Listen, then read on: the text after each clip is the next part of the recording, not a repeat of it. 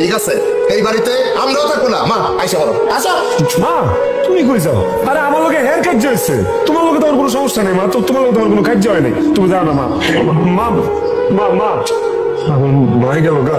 আজকে এই মজলিসে আমি সবাই ডাকছি একটা জিনিস দেখানোর জন্য। আমার সারা জীবনের কষ্টের অর্জিত সব সহায় সম্পত্তি আমার প্রাণ প্রিয় ছোট ভাই সাহেব দিয়ে দেওয়ার হবে। তুমি পাগল হয়ে গেছো নাকি? ভাইজান এই সহায় সম্পত্তি যা যা আছে সব তো সব আমি তোরে দিয়ে দিলাম, তুই খালি আমার একটা জিনিস দে ভাই। আমার কাছে এমন কি জিনিস আছে যে এই সম্পত্তির চেয়ে বেশি দামি ভাই? তোর কাছে অনেক দামি জিনিস আছে। আমার মা তেরা ভাই, তেরা আমার মারে আমার কাছে ফিরাইতে ভাই, কিচ্ছু লাগবো না। যার কাছে মা আছে হেরসে দুনিয়াত কে আছে আমাদের ক? সহায় সম্পত্তি সব দিয়ে দিছি না ভাই। তুই এক কাম করতে পারি, কিডনি খুলে লয়ে যা ভাই, তো লাগলে আমার একটা চক্ষু খুলে লয়ে যা, তো যা লাগে আমার থেকে লয়ে যা ভাই। আমার মারে আমার কাছে ফিরাইতে ভাই না। ও মাই গড গো